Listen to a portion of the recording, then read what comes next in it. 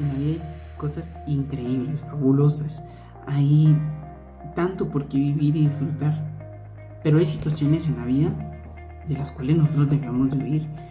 Y son las tentaciones. Son aquellas situaciones irresistibles, agradables para nosotros, pero que su fin no tiene nada de provecho para nuestras vidas.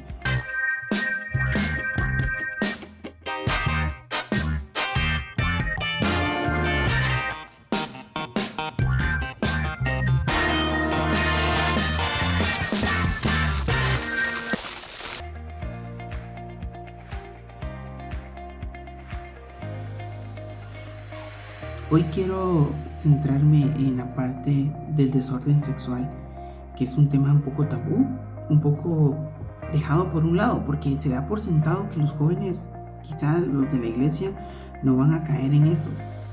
Y es una de las áreas más difíciles, de las que cuesta muchísimo salir cuando uno se enreda y se enmaraña en esas cosas.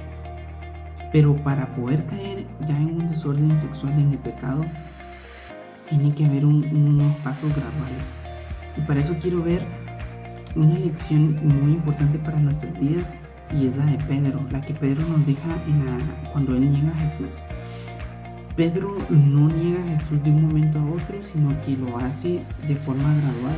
Y alguien escribió algo y dice: nadie cae de repente en el pecado, sino que camina hacia la caída. Y eso es tan cierto. Y yo quiero que veamos esto. En Lucas 22 está la historia.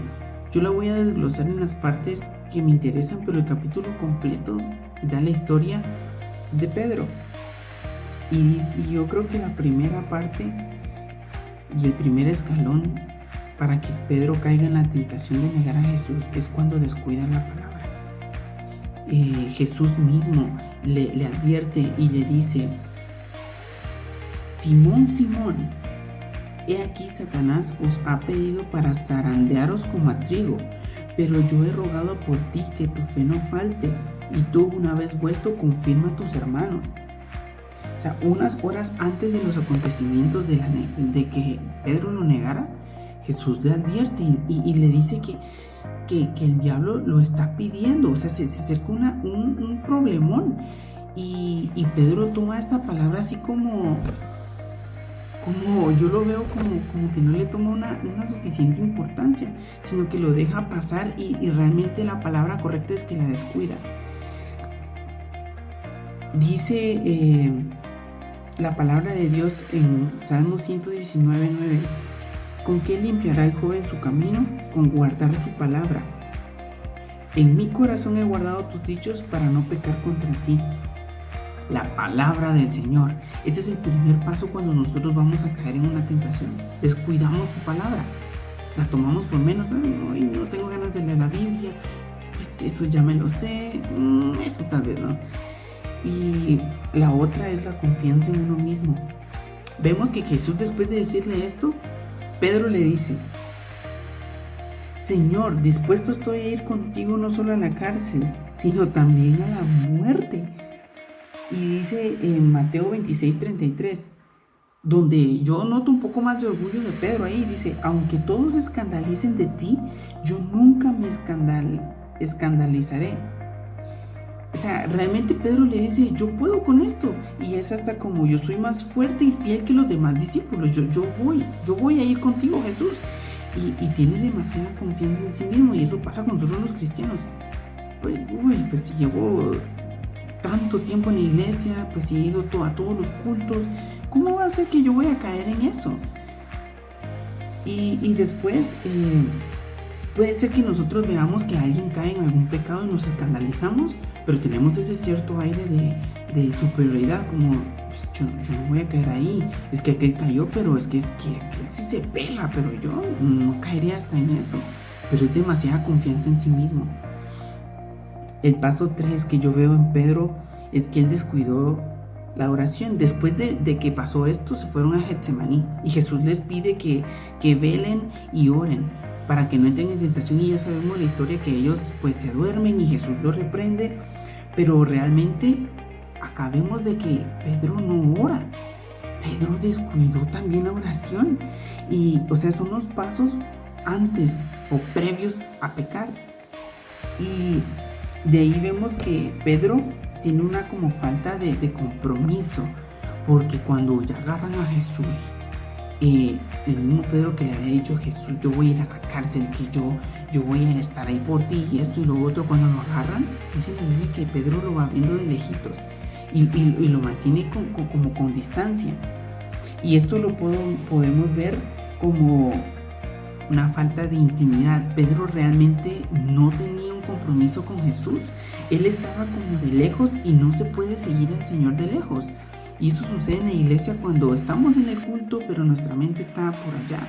Cuando ya empezamos y le perdemos el amor a Dios, sino que vamos porque hay una persona ahí que nos agrada, vamos por las amistades. Estamos orando, estamos escuchando la palabra, pero nuestra mente está volando por otra parte. Tenemos esa falta de compromiso cuando ya descuidamos la lectura, descuidamos la oración, tenemos demasiada confianza y empezamos a perder ya la intimidad. Luego, algo muy importante, yo no había percatado esto, pero es el ocio que vemos en esta situación. Llegamos a este punto del ocio con todos los anteriores, y vemos en el pasaje de Mateo 26:58: mas Pedro le seguía de lejos hasta el patio del sumo sacerdote, y entrando se sentó con los alguaciles para ver el fin. Esto se me hace como cuando uno va al hospital y está en la sala de emergencia todo preocupado, y a veces uno se pone a orar por la persona que está allá adentro. Pero Pedro, en vez de, Jesús está en graves problemas, y Pedro lo que hace fue que se fue al patio, y dice que pues estaba haciendo nada productivo, calentándose las manos en el fuego, y en el ocio es donde realmente empieza la mente a volar, y es el taller del diablo. Hay un dicho que es así. Y Pedro no solamente está en el ocio, sino que está en un lugar equivocado, porque se fue con el enemigo y escuchando quizá con comentarios perversos, comentando como: Jesús merece ser latigado, Jesús, es que sí, es que ese se pela, ese se pasó. Y estando en ese lugar equivocado, pues Pedro es donde empieza a ser atacado por el enemigo. Y Jesús ya le había advertido unas horas antes. Y estar en el lugar equivocado a veces es estar navegando en una red social donde yo estoy viendo quizá algo bonito, algo atractivo, una muchacha guapa o alguien guapo bailando, escuchando una canción de reggaetón que me lleva a pensar en actos ilícitos de sexualidad.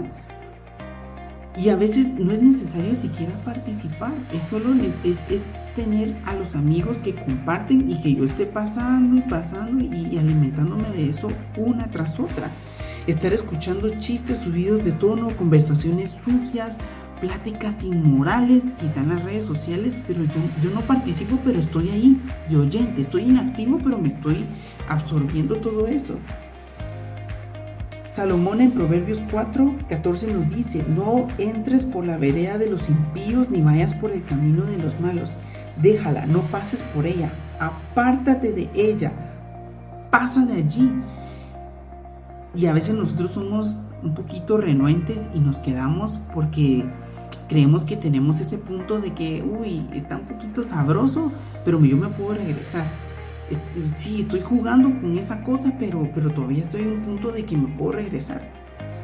Y realmente ahí es donde entra el enemigo y empieza a bajarle 3 o 4 rayitas al pecado, haciéndonos creer que el pecado no es tan serio, eso lo hace todo el mundo, ya estás viendo que todo eso es popular. Y entonces empezamos a bajarle realmente a la gravedad del pecado. Y cuando nosotros vemos que Pedro sigue allí, y vemos en Mateo, en Marcos 14:54 dice: Pedro se sentó con los guardias y se calentaba junto al fuego. Entonces, Pedro se quedó ahí, está escuchando, está viendo, no está orando, está en un momento de ocio, en un mal lugar, pero está viendo la tentación y no sale de ahí. En vez de salir corriendo, Pedro pasó que la tentación fuera más fuerte y hasta el punto que fuera fatal.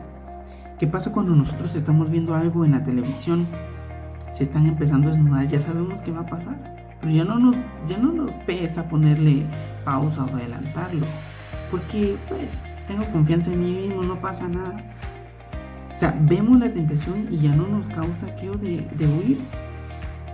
A veces permitimos que ciertas personas o compañías bajen nuestros valores y que ya no sean los mismos que antes, que hayamos bajado nuestro estándar de santidad y lo hayamos ido diluyendo a través del tiempo. Nosotros pensamos que a veces podemos pelear y tenemos que resistir para ver qué tan fuerte soy para resistir la tentación. Grave error, eso no es así. Cuando nos exponemos a ella y vemos hasta dónde alcanzan nuestras fuerzas, vamos a ver que vamos a caer estrepitosamente, feo, así bien feo. La Biblia, en el contrario, nos dice: huye también de las pasiones juveniles y sigue la justicia, la fe, el amor y la paz. Con los del corazón limpio invocan al Señor, según de Timoteo 2:22. Y yo creo que veamos que realmente ya después de esto, ya con todos estos temas, Pedro ya va a caer en la tentación. Y Pedro pues va a negar a Jesús. Y Pedro lo niega la primera vez light, ¿sí? Yo no lo conozco, yo no estaba ahí con Jesús, pero realmente ya después se va acostumbrando al pecado. Pedro lo niega 3 veces. Y dice, la segunda vez que Pedro ya lo niega, ya es como más fácil, porque Pedro dice que él ni siquiera pertenece al grupo. Y en la tercera vez incluso llega a maldecir. O sea que va en aumento. La primera, la segunda y la tercera. El pecado trae como consecuencia siempre otro. El pecado siempre te va a llevar a hundirte más. Por ejemplo, después de una relación sexual, después de ir probando ciertas cosas, va a venir otra y en un grado mayor.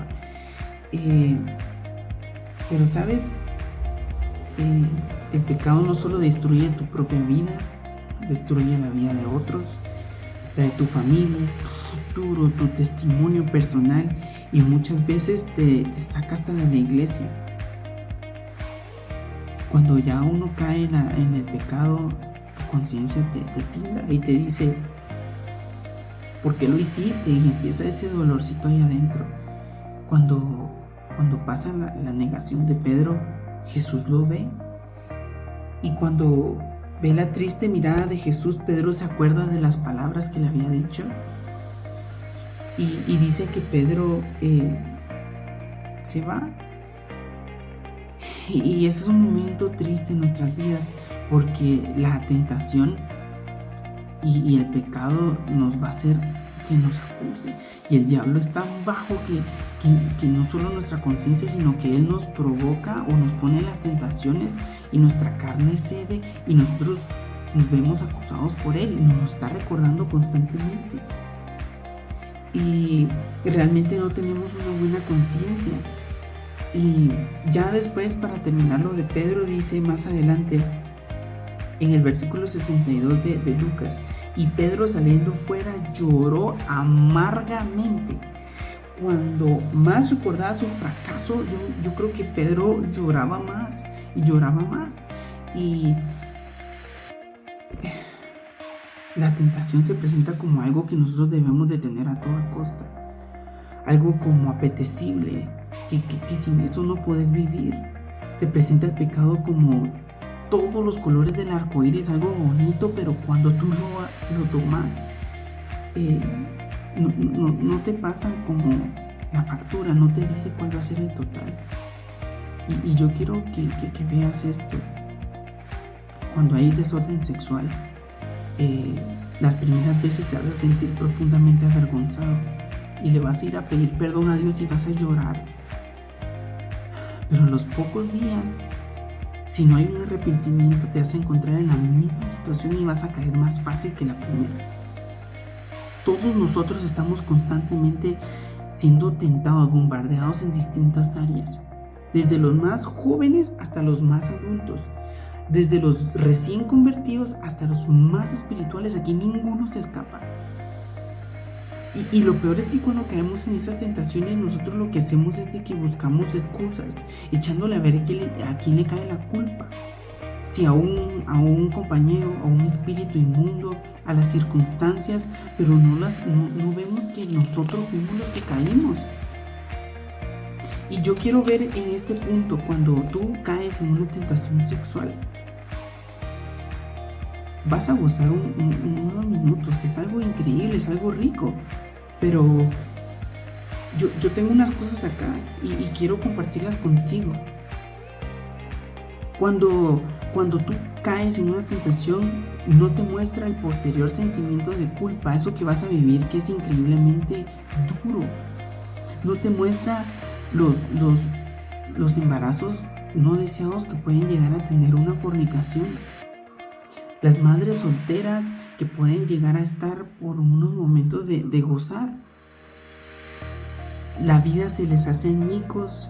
No te muestra las consecuencias morales y los traumas psicológicos que eso traen a tu vida. No te muestra las enfermedades venéreas que puedes llegar a tener. Y realmente, si tú llegas a caer en una fornicación, ese recuerdo imborrable te marca la vida y nubla futuros intentos de relacionarte con otras personas.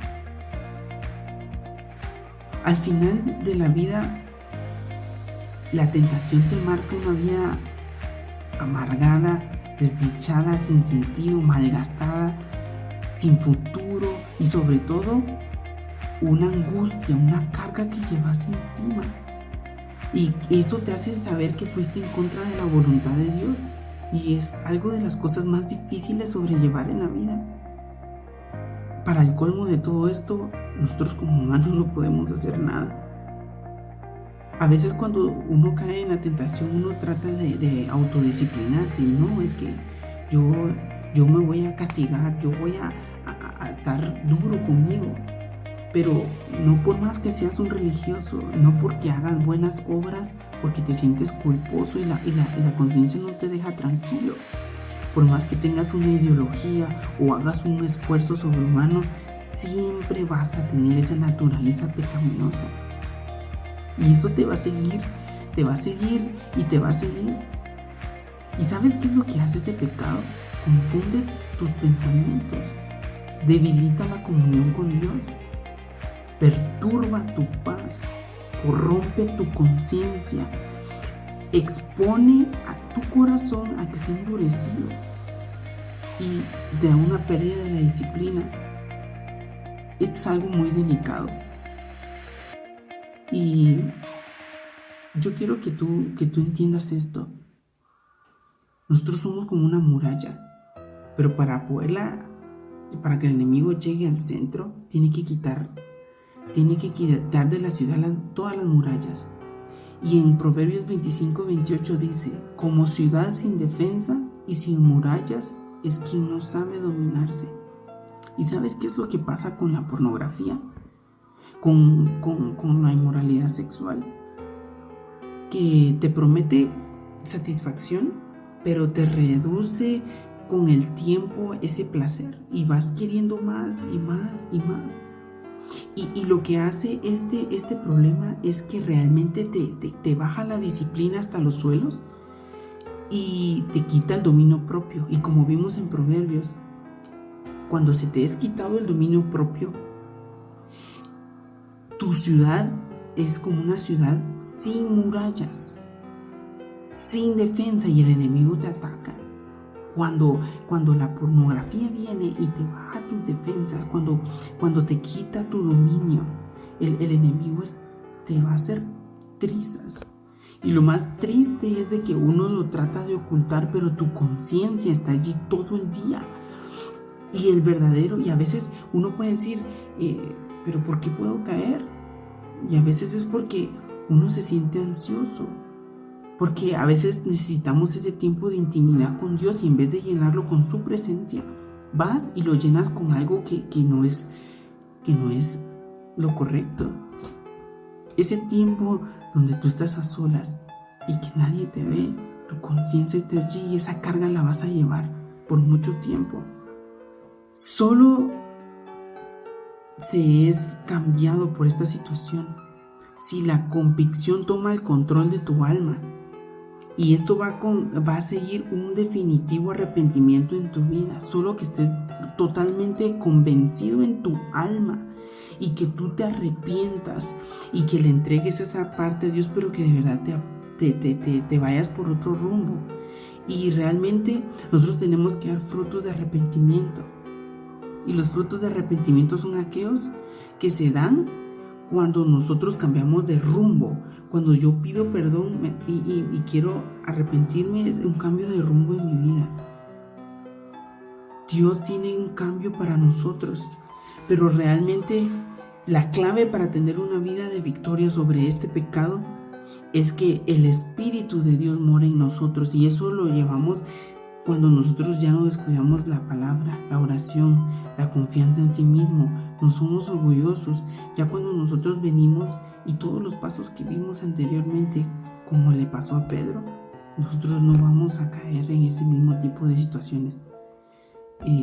Esto es lo que yo quiero compartir contigo, y realmente sí es importante que tú hoy regreses al Señor, que tú no puedes seguir de lejos al Señor, tú lo tienes que seguir de cerca. No puedes vivir una vida apartada de Él con una hipocresía en tu cara. Solo tú te estás engañando. Adentro sabes que el Señor te está diciendo que es urgente que arregles y ordenes tu vida. No más desorden sexual en nosotros. Y esta es mi oración por ti y también por mí. Que Dios nos bendiga y que nos dé la victoria, porque en Él la vamos a encontrar. Amén.